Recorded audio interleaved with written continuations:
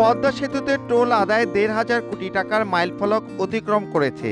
সেতু ২০২২ সালের ২৬ জুন চালুর পর শনিবার রাত ১২টা পর্যন্ত ২২ মাসে ১,৯১,৯৫,০৯৫টি যান পারাপারে টোল আদায় হয় ১,৫০২,৬২,১৫,৯০০ টাকা।